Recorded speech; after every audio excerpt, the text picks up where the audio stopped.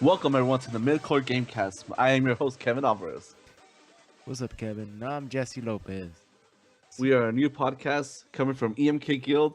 We are working our way into becoming a podcast stardom. Now, let's talk about ourselves. My name is Kevin Alvarez. I have been a gamer for 26 years. I'm pretty sure I've been playing games since I was born. So let's just say I've been playing games for that long. Just Yes. blew out of that womb with a Game Boy at hand, or I think my something. first game was Game and Watch. I'll say I was the same thing. I'm 26 as well. I can remember when I was playing games when I was really young, and I don't think I've ever had a section of my life where I wasn't playing games, video games. That is. So the section where you're chasing after them girls in high school, huh? That was a small section of my life. No, but that was more elementary school. I was chasing them girls a lot. So who are we? We are a couple of friends. We live in Southern California. We live in LA. We are of color. What kind of color? We'll leave that to you for you to decide and find out.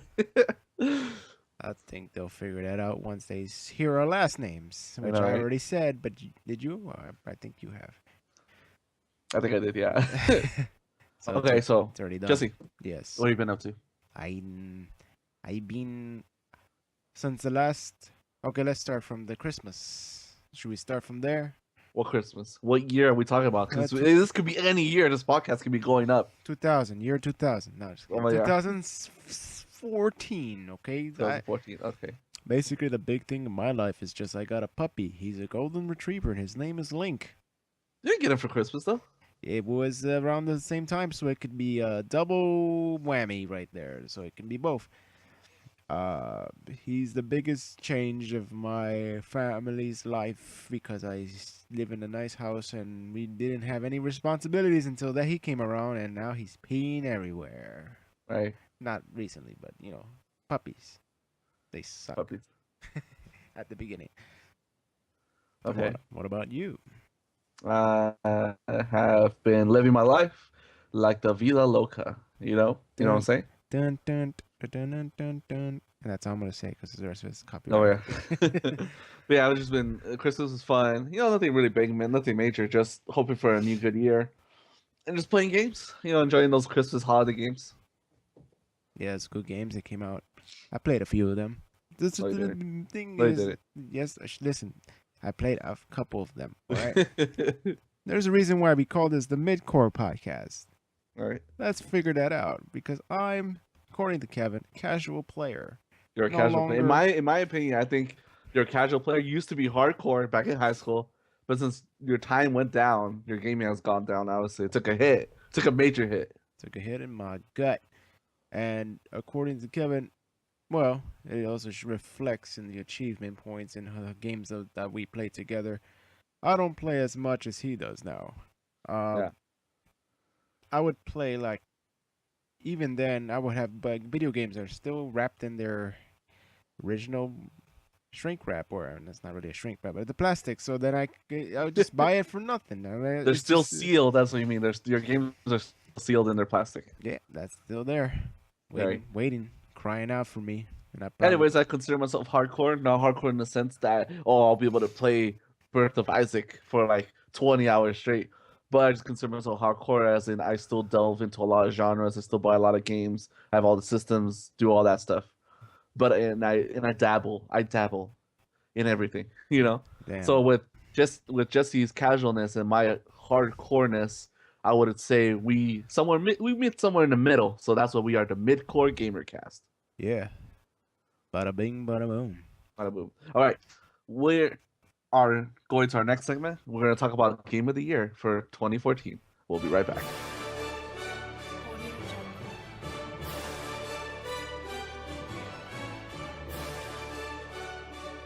Today, on this segment of the show, we're going to talk about Game of the Year for 2014. Now, our Game of the Year choice is based on our own personal opinion. It's not really based on industry-wide or critically acclaimed or highest-selling Game of the Year. It's what we consider Game of the Year for us. And just to get out of the way, Dragon Age Inquisition was Game of the Year for 2014, which is very, very, very so good game. That's some good English. It was rightfully so. There you go. It's a rightfully so game that won that achievement. Yeah, by most Because of the I've been playing it industry. recently, and it's actually really good, really deep, and really fun. But that's not my game of 2014 because I bought that this year. Okay, so what is your game of this year? My game of the year for 2014 I would mean, have to last be year. my game of the year for last year, 2014, was Diablo 3 Ultimate Evil Edition for the PS4. Now, why did I choose this game as my game of the year? One, I bought it. Two, it gave me hours and hours of gameplay and fun. It has co-op, has an online great community, has awesome combat, awesome gameplay experience, a loot system, which I'm always interested in playing games where you can find the rarest items and legendaries and weapons. I've always been interested in those type of games, and it's just a great fun. Like you can play with anybody, anyone can pick it up. It's not hard. It's similar to Hunter's Reckoning on GameCube, and it's a really fun game. I got hours and hours of game time and play time out of it. So I would consider that as my game of the year. That's a good game. I played a little with him, but I don't consider that my game of the year because I didn't play enough and it's not my game and I didn't buy it. And you, you have to buy it to be a game of the year. Yeah, something like that. I don't know. Whatever. Something like that. Anyway, the thing I bought was the game I bought was Bayonetta 2. And that was a Bayonetta 2? real fun game because I really liked the first one and the second one they just upped the ante and added more stuff and some crazy storyline that you can't really go into, and then you spoil it, and people get mad, and they start screaming at you. And we don't want to start off in a really bad place now, do we? We want at least a decent fan base before we get started. So, yeah, that's my game of the year because it had really good action, really good gameplay. There was really not a lot of bad things about it. And it has co-op, and they added that too, but it doesn't mess with the real, like, core of the game. It takes you into, like, an arena kind of thing, like Devil May Cry, how it used to be. Blood Paths? The Bullet Palace. There you go. That's what it used to be, and then that what made me the game of the year. But if we really want something together to be critically acclaimed as well, is Hearthstone. Hearthstone, we both play the heck out of it, and that came to a close second for me. But it's just because it's portable. I don't really consider it like game of the year, unless I don't know. I have them two different categories. If you understand what I'm talking about. I don't know, like Hearthstone feels like a card game to me. It doesn't feel like a game, like not a video game. I mean, it is a video game, but it's like saying like I play Yu-Gi-Oh and then I play Magic. Those fall in the same category of being card games. Yeah, they do, but the better metaphor or something like that would have been like playing the game that was on the Xbox that was not so great and give that game of the year, and then What the hell are you talking about? the game on the Xbox, the one what's it called? I don't remember the name. The point is, it got updated and it was just terrible, and it just asked you, would you like to activate this trap card 100 times until you lose your mind and hate that game so much? But the point is, yeah, You're talking Hearthstone. about Yu-Gi-Oh! Decade duels? I think so. Either way, the latest one that came out on the Xbox that was an arcade game, it's terrible. They really need to fix that. Anyway, those are That was our games of 2014. What are your games of 2014? Just leave a comment and let us know, or write us an email to this podcast at Midcore Gamecast at emk.me. Oh So man. that's a plug for the show. Anyways, we are gonna move on to our Hearthstone section of the podcast. Speaking of Hearthstone, let's talk about those changes in Goblins versus Gnomes. We will be right back. Goblins and gnomes. Goblins and gnomes. We are back, and this is the Hearthstone section of our podcast. Now, me and Jesse, we've been playing Hearthstone pretty much all of last year. Hearthstone's still a new game. It came out, I think, in March or May, somewhere around that time in the spring quarter. I haven't played since then. Jesse barely got into it around summer when he got it on the iPad. But I've been playing before that. Oh, Mr. Hardcore over here. Oh yeah. So yeah, let's talk about the changes in Hearthstone because we just recently had a new expansion called Goblins versus Gnomes. It's a good expansion. It increased the card amount of the total amount to 500. I want to say somewhere there. It added 100 plus more cards, which changed the meta completely. Not well, completely would be an exaggeration. Some It some changed. classes got completely changed. Yeah, but not everybody. But it's Not a, everyone. like there was a good change to a whole bunch of classes, making them even more. Let's say some people would say broken, and some people would say, hey, it's more balanced, a little bit. Okay, well let's discuss about the patch changes they made to original cards that were part of the game originally. Okay, what's Let me take this one as the more experienced Warlock player. Soulfire's mana cost increased to 1. Now, Soulfire used to be a 0 cost 4 damage spell that would require you to discard 1 card. It increased its mana damage. It increased the mana to 1. So now you have to pay 1 mana and lose your card to do 4 damage. Now, this change pretty much killed Soulfire. Nobody uses Soulfire, especially since Goblin versus Gnome introduced a new card. For 1 mana, you have Dark Bomb, which does 3 damage. So a lot of people just use that now because why? For 1 extra damage, you lose a card for the same amount of mana cost. So it's just easier to use Dark Bomb. And the auctioneer got increased as well, from 5 mana to 6. So it made a whole bunch of rogues not be there. Like the Miracle Rogue, you no longer see it. But it also unlocked this new cards also unlocked a new version of the rogue that's quite more dangerous. It's way more dangerous now, and cheaper to make too. Yeah, because we just did a little research and it's not that very expensive to get it. Nope, no, it is not.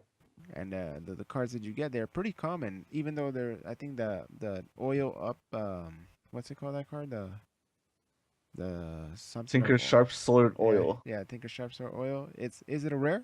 It's a common card. Yeah, it's a common card. That's why I see it so often. And it comes out, and it's common of all the commons. I've gotten it like 5 times already. I know, I got it like so many times. Yeah. Remember the Nax Ravenous Shade / Oil Rogue is a rogue that bases on Shade of Naxxramas and uses the Sharp Soul Oil to pretty much kill you in 1 hit. Almost kill you in 1 hit.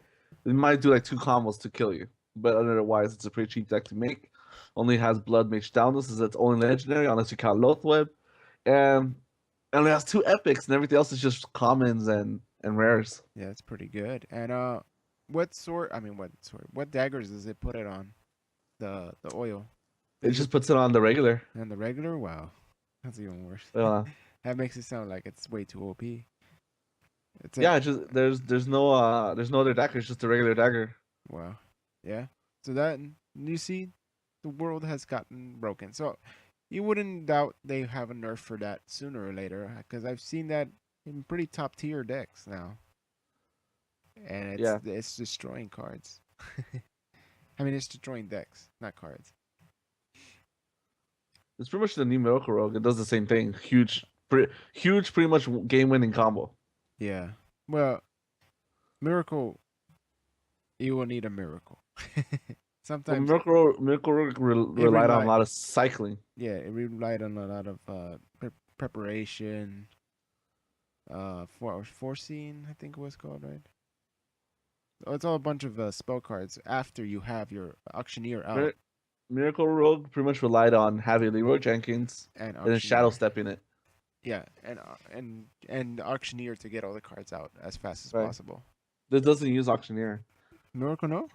No, I mean the new one, the Sharp Oil. Yeah. So that one replaces the blockade that Blizzard tried to stop, and then it unlocked a new alternative. I don't like. I do like playing Rogue a little bit, but it's only in Arena.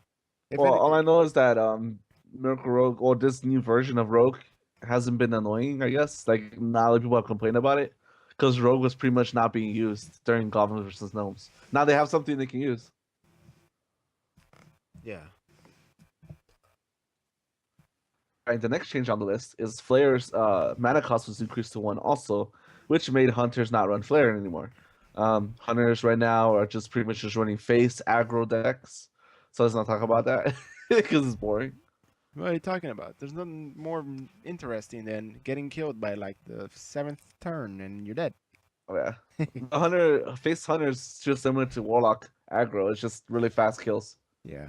So it's basically that. So it's the first thing you talked about, but Hunter version. That's it. And Undertaker got nerfed. Now you do not get +1 health every time you summon a death rattle.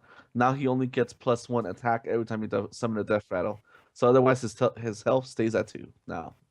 And that pretty much killed the Undertaker because I have not seen one deck run Undertaker at all. Really? But I've seen Zombie Chow still sticking around. Well, Zombie Chow has a good. It has a good, good. Has a good possibility. controlling the board presence. Yeah. Yeah, and so he's got a pretty nasty negative thing. But if you get him out there real quick in the beginning, he's a pretty good control board kind of Yeah. guy. Usually you can get 2 for 1 for him. Like kill 2 of their creatures for your 1. Yeah, I can see that. Yeah. Sometimes, not all the time. But at least, yeah, he's a good control. Don't run him any other way. If you have Yeah. aggro, don't run him. You won't kill the opponent fast enough. The next one would be what, Mage? Mage. Yeah, with her machines and her the frosting. The frost mage has changed a bit. They added the what's it called? Check. Well, before we get to the decks, let's talk about the other changes. Oh, okay. They made Harvest Golem a mech. They made some of the Druid cards into beast types, and I think another card got made into a mech. I forgot who, but there's other cards that were made that were not mechs previously, but now were made into mechs. But the artwork was obviously a mech. The one that has a death rattle and turns into a 2/1. Yeah, Harvest Golem. Yeah, Harvest Golem and I don't know what other card I forgot, but there's other mech cards that got converted when Goblin vs. Gnome came out. Okay. And then Druid of the Fang and Druid of the Claw, they became beasts now. In order to run with the Druid of the Snake combo. Priest. All right, so let's talk about the classes in Goblin vs. Gnome. Mage has Mech Mage right now, Yeah. which is pretty good. It's kind of a aggro / control deck. It's a mid-range deck. But it's pretty damn good though, and It's hell on weapon classes because it uses Snow Chucker and it freezes you. So there's no way you paladins, warriors, rogues, or even shamans sometimes can use the weapons because of that Snow Chucker. freezes you in place and you can't attack no more, and then you're just stuck with that weapon. Pretty much. And then even when you finally get the chance to take out that weapon, some of them run the same old oil. I mean, not the oil, the ooze that destroys your weapon, and then you lost the weapon. Pretty much, yeah.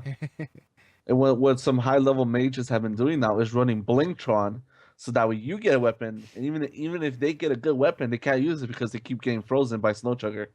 And then they're ready to have a Harrison Jones right afterwards to take it away from you. And they just get cards because of it. So it's a pretty good combo.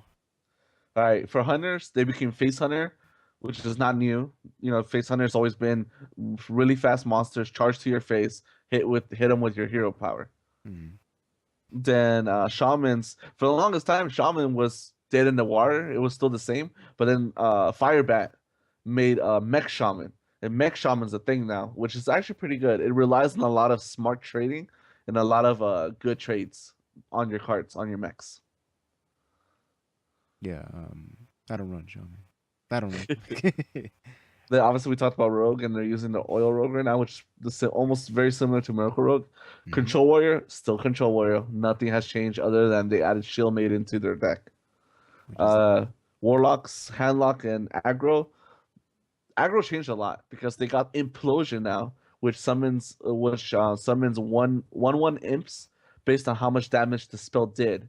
So let's say you do the maximum, right? You summon 4 imps with Implosion, and then you already had some monsters on the board. Then boom, you could summon the Sea Giant onto the board for like 3 mana. Yeah, it's really, really damn good. So that's unheard of an aggro deck running an 8/8 card, but the fact that Warlocks have that Implosion, it makes it really good. Yeah, it takes out all those little guys and then makes it really easy. Handlock didn't really change. Handlock is still running the same cards. They just had Dr. Boom in there. That's pretty much it. But otherwise, it's still the same card. They're still running Molten Giants and they're still running Rock Giants. A lot more decks run Dr. Boom, that's for sure. So he became the common card. Most likely he's gonna get nerfed because he's so common. Even aggro decks run him, mid-range decks run him, control decks run him. He's just so good in all situations. And you know if they don't run them, they don't have them. Yeah. Like me. That's why you run a big game hunter, because you know so many Dr. Booms out there now. Oh yeah. Should put that in my deck though. I made one just specifically because there's so many Dr. Dooms out there. You just stop them that way. But you Yep. can't stop those bombs that it Oh, summons. man. Random 2 to 4 damage to anything against you. Priest didn't change that much. They're not really running mech. They don't need to though, because they got one of the best class legendaries in the game, which is Vol'jin. Vol'jin is a 5/2 who will swap health with another enemy creature. So let's say they have a ancient of war from the druid, right? It's a 5/10. You steal their 10 health and they get 2, then you holy smite it and kill it pretty much. Pretty much you're being a complete asshole. It's pretty much another mind control, almost like another mind control, but instead you're just stealing health. Yeah. Just health. And then that's a good way. Yeah, that's a good way to describe it. And since so many cards right now, like all these mechs, like probably the Shredder and all these other mechs, right, that summon another creature after it dies, most people have more than 3 to 4 cards. So then Priest is really easily able to steal these cards away with their Shadow Word of Madness, Cabal Shadow Priest, and Mind Control. They're like, Priest has pretty much just got better because the meta changed. They themselves, they didn't get that many new cards to use other than that class legendary. Because the previous class legendary, which was the Prophet Velen, he just increased spell damage, which wasn't that good. It was okay, but for the amount of mana he was worth, it wasn't. It didn't justify the cost to use him. Yeah. But Vol'jin, he gets rid of a monster on the field, and then he's really hard to kill because he has 5 attack. 5 attack, you can't big game hunter it. You can't really kill it any other way, other than either to use one of your own removals, depending what class you are. You know. Yeah. Paladin, oh my god, Paladin! No, I think got the best changes in this game. And he also and what's it called? The priest also got that shrink. Shrinkmeister, oh yeah, Shrinkmeister, and that's a big deal because they usually never could stop the 4 attackers because they can't Shadow Word Death or Shadow Word of Pain, Shadow Word Pain, and now they just shrink it Shadow Word Pain now. Or steal it. Or steal it too. You see, it's just that one card is actually big deal to them. They have to add them to the deck. I think that people only run 1 nowadays. I think 2 is too many, but whatever. But yeah, that's another one where you can just shrink the attack of power of a monster because it only lasts for 1 turn. Steal it and it goes back to full power. Yeah, but you got to do it that turn. That's the only thing. Yeah. All right, Paladin's got a big change. They brought out Quartermaster, which increases any Silverhand recruits 1/1 token into a 3/3, which made it really awesome for the hero power that Paladins use, and it gave them Muster for Battle, which summons 3 1/1 tokens, Silverhand recruits, and a silver, what's it called? Light's Justice Sword, which is a 1/4 weapon. It has a lot of potential, but it's really weak. Yeah. Oftentimes, you would use Muster for Battle at turn 3. They have no way to deal with it because now people have board wipe by that turn, and then you Quartermaster turn 5, and you have all these 3/3 Silverhand recruits, or you wait till turn 8 and just use Muster for Battle and then Quartermaster on the same turn. Which is pretty awesome. It pretty much fills your board. You know, it gives you an army to fight with. With 3/3s, which Yep. is which is a lot. It's not. Yep. It's not easy to handle that many unless you have like something that really wipes out the whole board just because. Right. Like Dark Hole from Warlock. That's the only thing I Nobody see. runs that though. Nobody runs that. I know. But that's the only thing I can think of that actually stops them. I mean, Price are done. Yeah, it's done. Ding, price are done. Yeah, Okay, that's not Druids did not change at all. Druids are still Druids. They don't need to change. Their decks are still powerful. Yeah, they're quite a good deck. You either run Token Druid, which summon a bunch of little creatures, and then Savage Roar, or you run late game Druid, which is big monsters like Ancient of Wars and stuff, and then Savage Roar with the what's it called, Force of Nature card. Everybody's like, "Do you have the combo?" That's all they're asking. Do you Yeah, have the combo. Is it turn 9? Is it turn Like- 9? Do you have it? I only have 15 life left. Do it, so I can die already. Damn it. And that's all the druid is so far. Well, and I Maybe think that's all the classes that we discussed. yes. Yeah, that's all the classes. Okay, that's how much Goblins Gnomes has changed. But we'll see how it changes next because Blizzard Activision recently had a quarterly report about their profit earnings this year, and they mentioned that Goblin versus Gnomes had made a lot of money. It was a very successful launch, and that there's something in the works coming out in spring. So a lot of people are assuming it's a new expansion similar to Naxxramas, where it's a small amount of cards, and it might be dragon themed. Maybe. Ooh. Not really. I don't care for dragons. So we'll see how that changes, and we'll see. There's not that many good dragons in the game. Just like Alexandria, what was it? Alexandria. Or something. I forgot the name. And And Anixia, and Anixia and Malagos, Malagos. Yeah, that one right there. Twilight Drakes, Twilight. Pretty much all the legendaries at the end. Pretty much, yeah. And Alright. Yasira. I dream and things come to Yes, Alright. sir. Ooh. All right, this is the end of the Hearthstone part of our section. This is the part of the show where we bring up a topic that we would like to talk about specifically to the other person and to just have a normal conversation about it. So what my topic is what we're trying to achieve with this podcast, and also there's another one afterwards, but I'll just save it to the second part of the thing. So once upon a time, EMK used to be something a little bit bigger than just a podcast. It used to be a video parody group on YouTube. Unprofessional, very amateur, but Very amateur. Very. Very unprofessional. thanks. Anyway, yeah, very, very, very just amateur. So it was fun though. It was fun. Right. We had two good skits in my opinion. Yeah, and all of that Out of 5. out of 5, and then out of those 5, one of them is taken down, and because that's one of the good ones, according to Kevin, we only have technically one that's the best ones. And Hey, the naughty ones are always the best ones. Oh man, sure was naughty. But that's not why it was taken down. It was different reasons. But that's beyond the point. I digress. Yeah, we're trying to get this going, so we have some kind of content that we want to continue to give out for the audience if you're listening to us, and we want to let's say if this keeps going, we might actually continue doing the video versions of a podcast, and then maybe even after that might even step it up even more and make more parodies like we used to. May not be parodies the same way, maybe dramatic story, who knows, but if all the good things happen, that's where I'm hoping to bring this back up to fruition. Now, let me throw a curveball at you. That's That's good conversation. Just throw Anyways, that. Just let throw me the throw wrench. let me throw something at you, all right? Just throw that wrench. All right. You throw it in said there. that you wanted to bring this back up, right? Yes. You said that in order to do that, you need time and money and patience. Now, Yes. you have the patience, you have the money, but do you have the time? Before, I didn't have the time. That was stopping us a lot. Okay, I will admit that. Yeah. Okay, but now I work closer to home.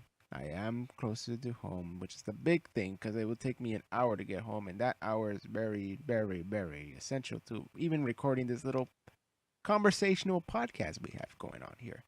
But just that alone, with the days off, specifically, when we can record, that's a big deal. So now that I have it, where my job is based on seniority, so now that I have enough seniority to maintain such a day, such a consistent days off, I will be able to start doing what I want to do. Well, I guess time will tell.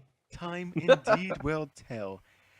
Well, I'll be there in every step of the way, hopefully making some good skits. May my writing has gotten better, even though I have not written anything in a while, but you never know. Hey, you never know. Maybe it's since it's in hiatus, maybe it's like, hibernation, and it comes out a skinny bear, and it's like beautiful. What about hyenas? I don't know what hyenas have to do with anything about this. Exactly. Hyenas. All right. And the second part of the thing is, it's not really about topic about the podcast generally. It's just something that just came up to me in the news. It's very major. It's Zelda being live actions into Netflix. What? That's a really. Wow, break that sound barrier. Break it. I That's just couldn't hear my ears. Can you repeat that again? Okay. I hope you don't do the same thing again, but Zelda's coming to Netflix. What? And live action too, of all things.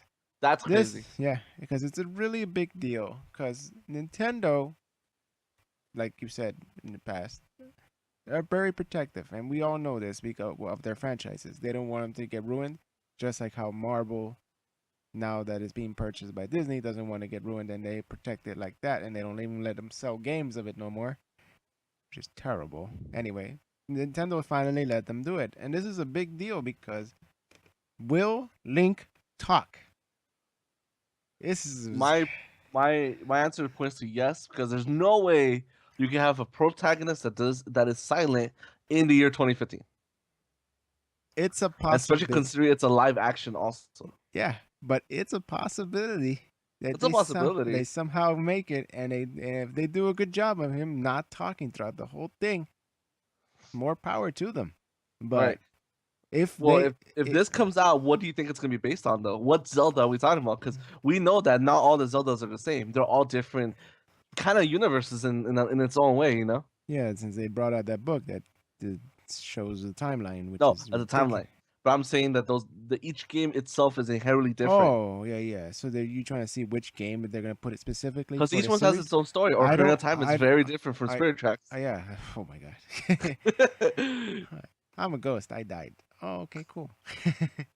Hey, ride the choo-choo train with me. Okay, let's go. Straight to the poop chute. Oh! Oh, poop deck. That's a boat. Anyway,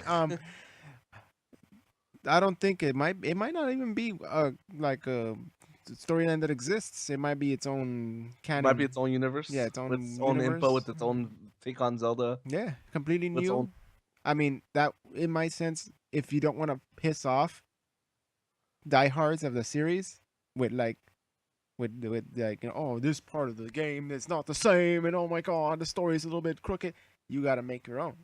Then what would you want in it then? Like, well, what as you as a fan of Zelda would want to see in this live action Netflix thing? And what kind of show have you seen that could mimic it? Like, I could easily throw at you. Game of Thrones. We could have like a Game of Thrones thing going on. We could have like a Lord of the Rings thing going on. We could have even like a freaking Marco Polo thing going on. I don't know. I know you haven't seen Marco Polo, but it's very similar to Game of Thrones. Is it? Well, okay, look, but the Lord of the Rings would be awesome to see that, but that's of course a movie, and that's a high budget movie. I don't know No, but what even kind of. Game of Thrones already kind of reaches Lord of the Rings status I don't know about that. in production value. Yeah, Okay, but well, in sets, but not in. sets also. Really? I'm telling you, you gotta watch Game of Thrones. Okay, I'll get around to it. But I'm I saying will. the TV, because remember, Lord of the Rings were made in the early 2000s. Yeah, TV has already caught up to that level. but now the new Lord of the Rings. Not is the still- Hobbits, but I'm saying TV has caught up to Lord of the Rings, Yeah, to the cinematic. but we still and don't the know budget of what's that the back then. budget that Netflix is gonna use. True. But we know that Netflix has a lot of money, and they have a lot of money to throw at any show that will get them more subscribers or keep the subscribers. Yeah, and this is a pretty big. It will get all the Nintendo subscribers if they already don't have Netflix, which I'm pretty sure everybody does. Who doesn't have Netflix? This Yeah. it's very rare to find somebody who doesn't have it. Yeah, so Most people have quit their cable companies to just have stream Netflix. everything. Yeah, just have Netflix, and even though you don't have all the latest movies or anything, there's still a big, huge list you go through, and even though you have all that, you still don't find anything you want to watch. Well, but sometimes hard- there's something good would come out, and you just watch it. It's just so convenient. Well, this is what I would say. What I would want from Zelda. Well, what would you want from Zelda then? What do you want to see then? You still haven't said it. I said it. Well, what do you mean? Like, it's only. Then It's what? Okay, it's gonna be Link, right? What other characters would you want to see? Where do you want it to take place? What kind of story do you want it to be focused on? And who do you want to be a villain? Do you want an original villain? Do you want Ganon? Do you want Ganondorf? Because obviously those two are very different. Well, let's see. As of, I don't know who's doing this, so I would like make it easy on them. I would just want to see Ganondorf, Not a crazy Ganon, big ass pig running around destroying stuff. I don't know what version of Hyrule then. Let's just say present day Hyrule. You know, What is present day Hyrule? It's the closest thing to is the Ocarina of Time. Okay, so you want Ocarina of Time Hyrule? Yeah, that's the best one I can say. Because after that, after the 7 years, it's post apocalypse Hyrule. So you don't want that one because that'll be a horror. It'll be more Walking Dead. No, yeah. So if anything, the closest one is Ocarina of Time. I'm pretty sure that's what everybody's thinking. Because that's the best. Well, that's the best, like easiest one they can, get away with, but it still's gotta kind of has to be its own story. Slow your roll. What? It is not the easiest one. Yes, it is. Let me bring out three examples why it's not the easiest one. Okay, 3 ones. One. The world's too big. 2. Oh my God. It's too cheery. Think about Netflix shows. What is one common thing that all Netflix shows have in common? House of Cards, Orange is the New Black, Marco Polo. What are you talking about? Orange is the New Black is so comedic. It has its comedic moments, but I'm saying they all settle around dark themes. They're all in it for the drama. That's what they're known for, and they're in there for the shock value. So what I'm saying, this is what I'm proposing. I want to see Zelda. I want to see Link, right? Yeah. It's not a love story. Okay. But it's a friendship story of them growing up and separate and then meeting each other in the future. I want it to be dark Twilight Princess Zelda again. Get the hell out of here. Because Twilight Princess Zelda is the only thing that I could see on Netflix that would capture the audiences. To not put Link in such a bright light, to put it in a very dark, very dreary world where he is the only light and everything around him is fucked up. Okay, but that still has to go with the approval of Nintendo. And I don't know if Nintendo's ready to do that. To give Zelda such a dark... What are you talking about? No, what do you mean Nintendo's not ready to do that? No, they made Twilight Princess. Okay, but not as a live action show. I don't know. Because Netflix goes really dark, okay? Sometimes. No, but I'm saying people get stabbed. Twilight Princess is the dark that you need for Netflix. The darkest thing, yeah, but it's just the story. I completely conquered your land. Have you seen even the trailer for the new Daredevil that Netflix is producing? It's not your Ben Affleck Daredevil, which was more comedic and comic booky. It's a very dark take on the character. Haven't seen it. Not killing take, but just a lot darker. Like you can compare it to Spider-Man, the first 3 Spider-Man movies, to the Amazing Spider-Man trilogy. You can tell that one's way more lighthearted, the other one was way more serious and darker. Okay, it's true. But like I said, they don't really have all the say. I'm sure it's Marvel, right? For Daredevil? Yeah, Marvel. Yeah, I've confused Daredevil with DC. No, but the thing is, Marvel's deal with Netflix is that Netflix and Marvel, they'll tell a director or whatever to do your own show. Netflix has no censorship to what they want to see. They just want something that will grab people's attention no matter what. Yeah. So then they say Nintendo knows what they're doing. They got a whole series of games that Nintendo doesn't know what they're doing. Yes, they do know. Nintendo's the worst company to know what they're doing. As far as selling a video game, they do. All right. They've sold you. They sold you Pokemon for the past 15 years. What? On the Nintendo same doesn't need to sell Pokemon. Pokemon sells itself. So, all right. So then there you go. They created that with Game Freak, and there you go. If Nintendo knew how to sell things to people, they wouldn't have a problem with the Wii U right now. All right, but what about 3DS? What about 3DS? They sold the 3DS came out at a good time where smartphones did not have such a major foothold on the industry. All right, let's not digress. Divert into another friggin' conversation about Nintendo. All right, the point is, own storyline. Let's have all the characters from Ocarina, and then there you go. All right, I want to see its own storyline. I don't want to see Ganondorf. I don't want to see Ganon. I've had enough of those characters. Like honestly, I'm sick of seeing those 2 major villains. I like it when they go to different villains, like Vala, whatever his name was, Valau, whatever. I just like the original new villains. I don't want to see Ganon. I don't want to see Ganondorf. I know it's ambiguous with the series like Zelda and Link are. Like they're always there, just with Ganon and Ganondorf. But I don't want to see that anymore. I want to see the main characters with new threats. I want to see a new threat that's more personal. What if the evil guy was the rival of Link when he was a young kid or something? Someone who knew him to his core and knows how to like dissect them and be able to be a good villain. Joker. Pretty much the Joker of Link. I just heard. That's all I heard. Joker, Joker, Joker, Joker, Joker. I wouldn't say more like Joker, Joker. more like Loki. Oh God. Someone that he grew up with No, no. and knows how to, pull the strings on him. Yeah. Is he gonna be as hot as Loki? And so girls. Hot as Loki. So yeah. that means girls would be like, "Oh, I love him. You're my husband, but I love him." All right. So what's your topic, Kevin? What you want to bring to the table and talk about? What I want to bring to the table is what we're doing with this podcast and what we're going to do with our videos. Now, what I want from this podcast is it to be a conversational podcast. Dude. I want people to enjoy the conversations that we're having. Jesus. If you want us to enter or talk about certain discussions, email them to us. Twitter, follow our Twitters. Tell us what kind of conversation you would like us to have. But in the end, we're still going to talk about the shit we want and the shit that we like. We're going to talk about games, Hearthstone, movie news, whatever we want. It's going to be an awesome podcast, and I hope people will stick around and be able to share our same insights. Because one, we're not the richest people in the world. Like, we are people who I want to say are more have their ears to the ground. We're more on the ground level. I feel like other podcasters out there are too high, or they're too much at an upward status. Where I don't believe when they say that they're here for the common person or for their followers. I don't feel like they are. Like, honestly, I just don't. Like, when they say, "Oh, I understand how you feel," like, no, you don't. You didn't know how it is to be poor. You don't know how it is to only be able to afford one game a year, especially when your parents could buy your games like almost every month. Like, one easy example that I want to throw under the bus would be easily is Greg Miller from IGN or Greg Miller from Kind of Funny. Like, no, I love his podcast. He's one of the best podcasters out there. But he himself has said it that his dad bought him everything and completely embraced the whole gaming comic book thing, right? Like, he would go to conventions and be able to buy his son all these things. This is true. But my family didn't go through that. No. I couldn't even afford a game once a year.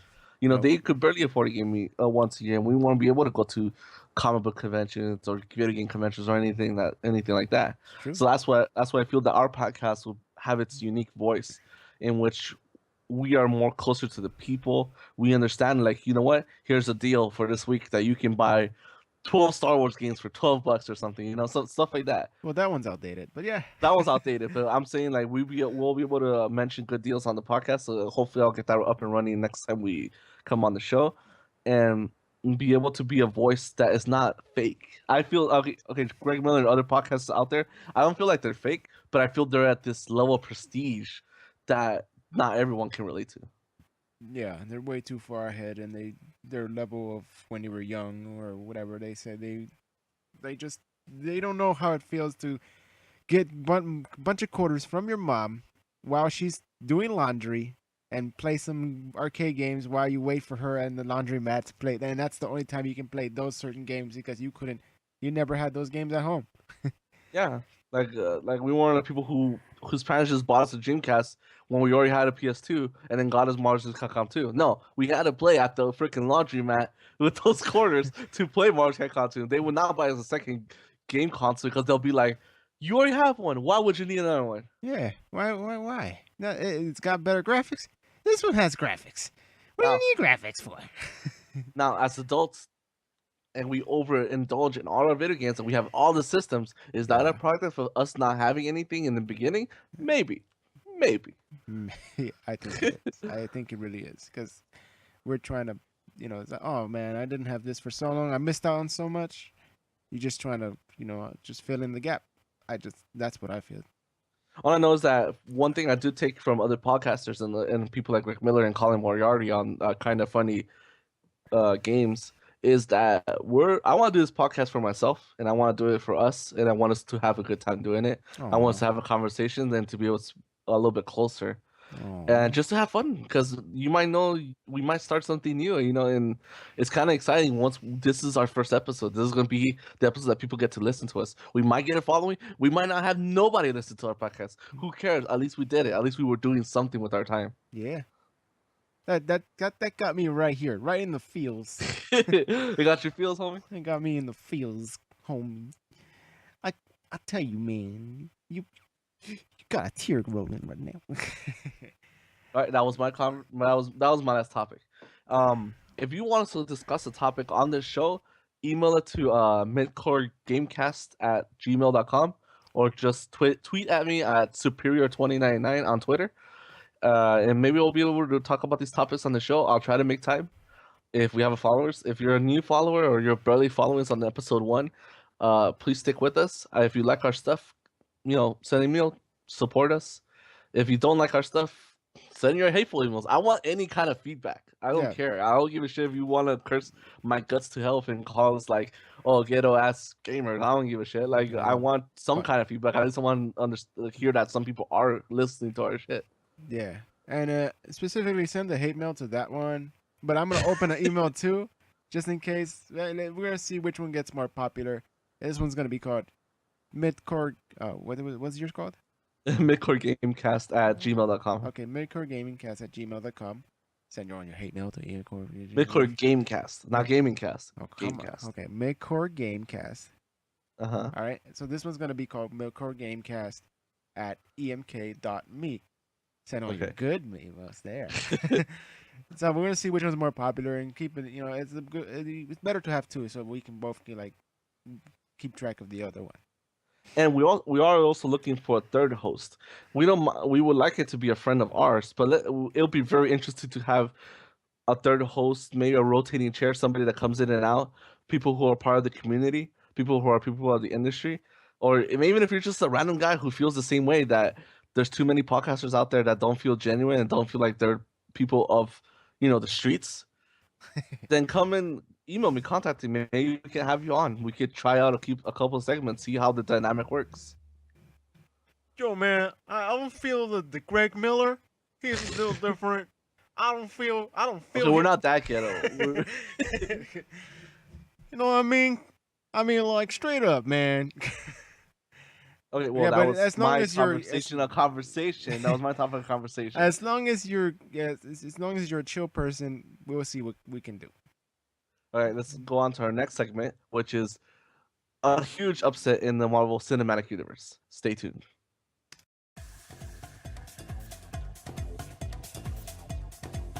Welcome back to Midcore Gamecast. This is our segment that we want to talk about the Marvel movies and what's happening in the Marvel Cinematic Universe. There's a little thing happening right now. It's not too big. What is it? Spider-Man's joining the Marvel Cinematic Universe. Spider-Man's joining the Cinematic Marvel Universe!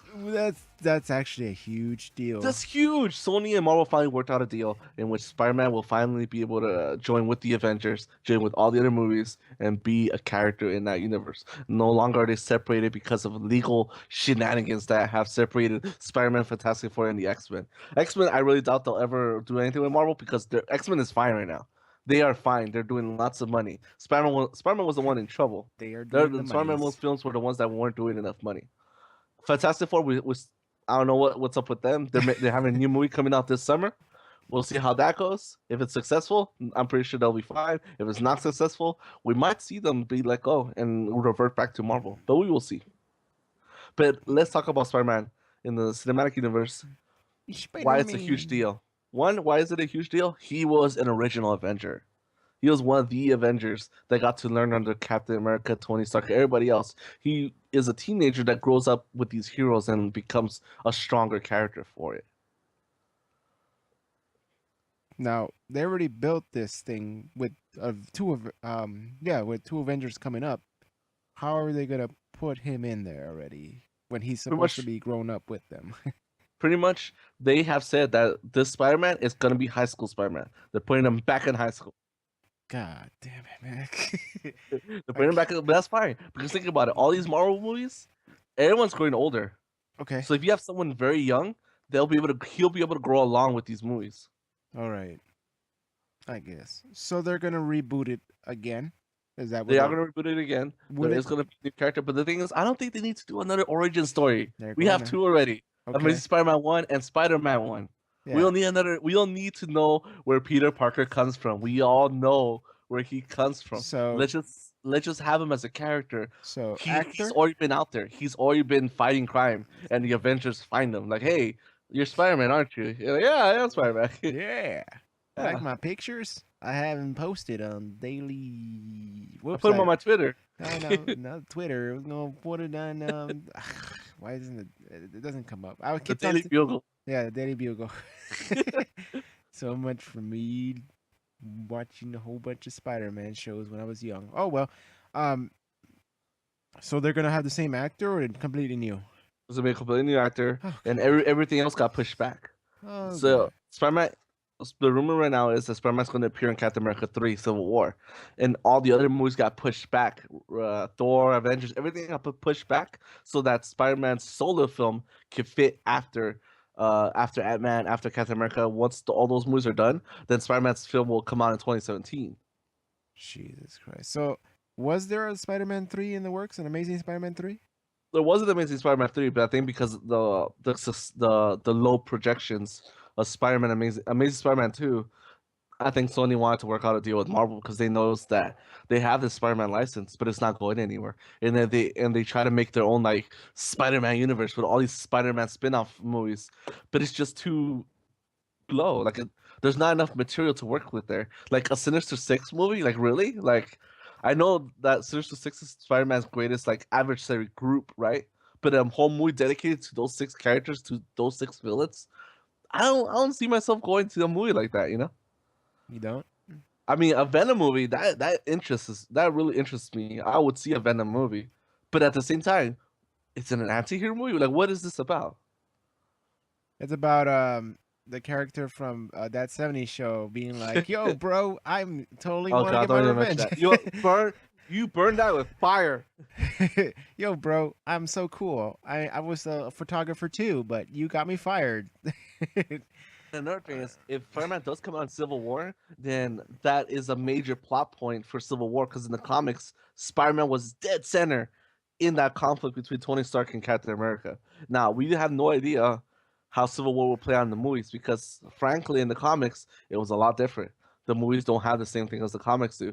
In the comics, you had several heroes that did not know that had secret identities.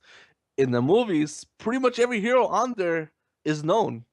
Tony Stark, everyone knows he's Iron Man. Captain America, everyone knows he's Steve Rogers. Black Widow, everyone knows it's Natasha Romanoff. Pretty much the only heroes that in the Avengers cinematic universe that people don't know are who the Hulk is, who Hawkeye is, and who Nick Fury is. Those two people are not known to the public in that universe. In the movie universe. In the movie universe, exactly. In the But- comic books, we had hundreds of characters that had hidden identities. Yeah, and that's the whole purpose of. Whoa, that was loud. The whole purpose of Civil War, right? To keep their identities hidden, or to Yeah, because they ensure- didn't want to register to the Superhuman Registration Act, which pretty much it makes you kind of like a cop, and it makes you held responsible for using your powers. Now, obviously, there is good benefits for that, but there's bad benefits as you losing your civil liberties. Hence the Civil War. Yeah, Civil War. Anyways, I'm excited for Spider-Man. What do you think of the whole Spider-Man announcement? That sounds ridiculously good. But Right. I kind of also want to see, Fox work out a deal with them too. I want to see Wolverine in the Right. Avengers. Yeah, you want to see everything. You want to see everything. I want to see the Thing and Wolverine, Spider-Man, and the Thing were all part of the Avenger group. We're all spoiled brats, all right? In the sense of geekum. So, But do you know why they hold the licenses? you know what? Do you know why they hold the license to those characters? Oh, because it's big money. No. It's not? No, It's- but why? Why did Marvel give away their licenses? Oh, I don't know. They gave in the 90s, Marvel was having financial trouble. Oh, So in order for them to recoup losses or I don't know, stay afloat, Sony and Fox said, "Hey, can we make movies based on your characters?" They're like, "Sure, here's the license." And pretty much the way it works is that if they go a certain amount of years without Yeah. making a movie, or a movie hasn't made a certain amount of progress they while lose the while in license. filming, then they lose the license. Exactly. Yeah. So that's I why know we have so many Spider-Man movies, so many X-Men movies, because as long as they keep pumping out movies, they keep the license. Yeah, and then when that first Spider-Man movie came out, that pretty much got the ball rolling for superhero movies. I want to say yes because that's the only one when I finally Okay, said like yeah. I'm Spider-Man excited. 1, Yeah, I'm it excited kind for. of rolled the ball, but let's not forget there was always Superman. Batman Yes, movies. yes, there was movies. Okay, there was always movies. The Daredevil. What else? Was Daredevil before Spider-Man or after? That was after. All that was after. Oh, yeah, The only thing so- before was pretty much, So what in was my be- opinion, it was pretty much only Batman and Superman. That was it. and Captain America, that Captain- old movie. Here, hold my hand, Red Skull. Oh, I'm taking your arm. Oh, there you go. My arm. Well, that was our glimpse at this Marvel Cinematic Universe. We are excited. We'll talk about more about Age of Ultron in our next episode. Now, stick with us because it's time for some trivia. Oh boy. Welcome back for our trivia section in which I, Kevin, asked Jesse, more trivia questions. And today's topic is MGS. Now, what does MGS stand for? It stands for Metabolic Gas Symbiosis. No, I'm just kidding. It stands for Metal Gear Solid. I'm gonna test Jesse on his Metal Gear Solid knowledge. It sounds All like right, you Jesse? actually thought this through. I've thought Even- this through very, very specifically. Let me Even just that pull up a whole list that even- I have here. Even though that metabolic symbiotic gases. Hold on, let me pull out a list here. Yeah. And I want to test failed you to on. load. Okay, tomorrow is Valentine's Day. We are recording this on a Friday. On Friday the 13th. Oh my god. Yeah, let's hope this whole thing doesn't get deleted. If you're listening to this, it's a-okay. Okay, so now I want to test you, Jesse Alvarez. Oh. Jesse Lopez. Oh my god, why Did give you me my last really? name? Did you really? I gave you my last name. Did you really? Whoa. I don't even know what to say. We're married now, I guess. Guess that's how it works. I'll give me a second. All right. You know what? That's that Friday the 13th voodoo right there. Can't keep it up. You can't do it. You're gonna do it. You can't do it. Sorry. Let's go. All right. So this is the end of the podcast. I don't want to do it. Okay, ready? Okay, fine. Okay. Name me all the villains in Metal Gear Solid. Every single one. Okay, try to name as many villains as you can from the first PlayStation, Metal Gear Solid, and obviously I could take the GameCube Twin Snakes also. Obviously, you're gonna. I know you've played those games, Yeah. and you fought the boss battles both on the PlayStation and on the GameCube version. Okay. Do you remember those villains from Metal Gear Solid 1? And I'm not counting the MSX. I'm not calling the other Metal Gears before that one.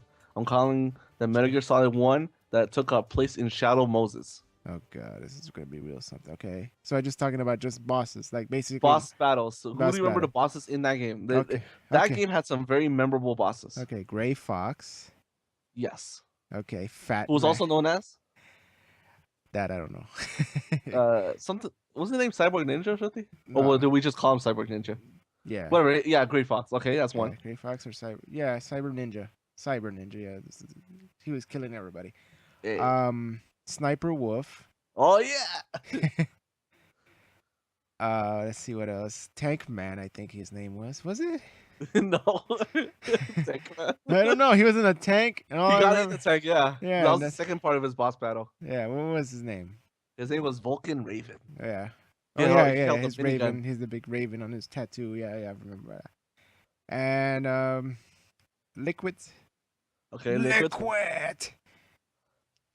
You're not my old friend from long time ago. You're Liquid. Don't you hear the chopper in the background? Yeah, stupid. Yeah, stupid. Okay, we're still talking about the original, right? Shadow Moses right now. Yeah. I got that'll be it probably. You're I missing know. 3. I'm missing 3 bosses. Yes, Jesus 3 Christ. bosses. I Not can't- counting Metal Gear. I'm counting human bosses. The one that messes with your mind. What's his Uh-huh. name? What's his name? Psycho Mantis. There you go, Psycho Man. Okay, 2 more left. Jesus, I don't know the other 2. Let's see. I keep thinking like Phantom Pain, but that's like way right now. Let me give you a hint. This is a boss that appears in several other Metal Gears. Oh yeah, Ocelot. There There you you go. How did I forget him? One more. You're still missing one more. Oh man, that's the one's gonna eat my. I don't life think up. this one gonna get. Probably not. Because he technically wasn't a boss, but he is a villain in the thing. What's his weapon of choice? Give me His that. weapon of choice is disguises. I'm out. You're a decoy octopus. No, I don't remember it. Remember when you meet the DARPA chief, Okay. Anderson? Oh, That wasn't him. That was yeah, decoy octopus as him. Yeah, Yeah, but the Foxfires killed him because he had switched his blood with Anderson's blood. yeah. So I wasn't. Technically, you killed the boss without knowing it. Yeah, and I wasn't gonna get that. I really didn't. Yeah, I really wasn't gonna get that. All right, now let's go to Metal Gear Solid 2, Sons of Liberty. Fat man. Okay, that's one. Yeah. That's all I know.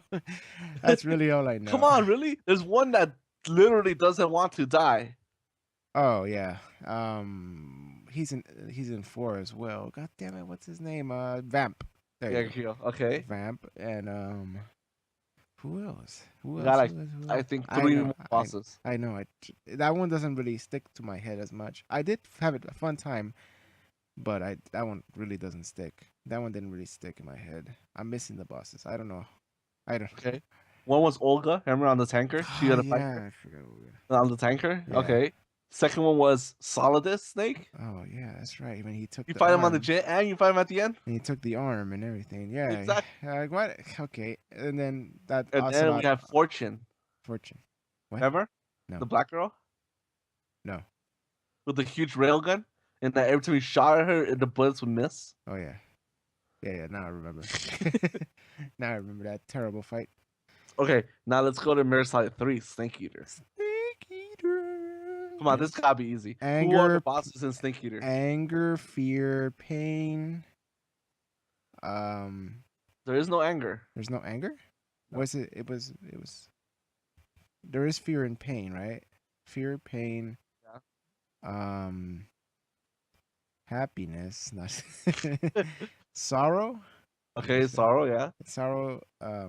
You're just naming emotions, aren't you? No, I do remember those because sorrow is the one that you're like basically in The river. yeah, in the river of death. Pain was who? What was his weapon of choice? Pain was. Oh wait, I remember that one. The N. What's his name? Yeah, there you go. That's the sniper. The sniper. And there's two more, right? One or two more. Well, there's one more in that group. Oh, in the group. And there's 2 other bosses that are not part of that group. Who's the astronaut with fire? Uh-huh. What's his name? Is What's that his the one I'm name? missing? That's the one Yeah. I'm missing? It's Yeah. not anger, it's rage. No. It's I'm not gonna get it. It's Fury. Oh, The Fury. see, I'm not gonna get that one. I thought it was anger the whole time. Okay, so there was anger. Yeah, there you go. Okay, now what are the other 2 bosses that are not part of that group? Ocelot. Okay, that's 1. Oh, 3, I guess. Oh, okay. Well, Ocelot's there. Uh-huh. Don't kill him because he'll ruin the timeline. Timeline! Those things. Why are you ruining the timeline? Time paradox. What are you doing? How did I know that you're gonna break the time paradox? Whatever. Plot holes. Whatever. Okay. Oh, cool. No, cool, bro. What else? Who's the one that chases you down in that first Metal Gear, which is not really a Metal Gear? What's his name? What is his name? I'm not gonna get it. I'm really bad That's with your names. character. I know. I'm not gonna get it because I'm really bad with names. He even comes out during Phantom Pain. I haven't keeping up. Seriously? He comes out? Well, vision of him comes out in Phantom Pain. It looks like him. Remember the guy in the fire? Oh. He looks a lot like that character from Phantom Pain. Yeah, he does. Oh, shoot. I'm not gonna get it. Volgan. Logan. Russian. guy. Colonel Volgan. Okay, you're missing one more boss. The China lady. No, she's that's not not a a boss. She's not a bad guy either. She's just a double agent. Let me tell you, this boss's character name is in the name. What? In the name of Oh, Snake Eater. I mean No. I mean your boss. There you go. Yeah, the boss. That boss, yes. She's your final boss. Yeah, she is the final boss, and you fight her in the rose petals. And I had the hardest time, actually, fighting her, killing her at the very end. I couldn't. Well, you did a lot better. You did a lot better than what you thought. I thought you would. I couldn't pull that trigger at the end. I just couldn't. I was like, oh man. I'm not gonna quiz you on the other Metal Gear because frankly, I did not play them. Yeah, you didn't play 4. Well, you started it, but you just couldn't stick to it. I played Peace Walker. That was pretty good. I haven't played Peace Walker. I really need to get around to it. Yeah. Yeah. All right, that was our trivia section. Hope you keep following us. Remember, you can contact us at Midcore Gamercast at gmail.com. You can find me on Twitter on Superior 2099. And Jesse, where can they find you at? Pretty much the same place as you, except I don't have anything set up for this yet, but I will eventually. But as far as this, you can get me at the email which is Midcore Gamers podcast. You keep moving it. It's Oh, Midcore Gamecast. Okay, MidcoreGamecast.com. Well, it says right here Midcore Gamercast. It says it? Oh, no, this is Gamecast. Does it? Well, I messed Midcore up. Gamecast. Okay, Midcore Gamecast. Don't listen to me anywhere else but at the end of the Midcore podcast. Gamecast at gmail.com. And Midcore Gamecast at emk.me if you want to contact me, and I can also pass on the message to him if he ignores you or if his spam filter catches you because you send a lot of emails. Because sometimes that happens. So, you All know, right. Well, stay true. Keep playing video games. Send some topics. Follow us. Rate us as soon as we get this up. Let us know if you like the show. Do you don't like the show? Do you want to be a part of the show? Just let us know. I was your host, Kevin Alvarez, and that is your host. Jesse Lopez. And that's all we have to say for tonight. And we'll see you till the next podcast. Geek out. Geek out.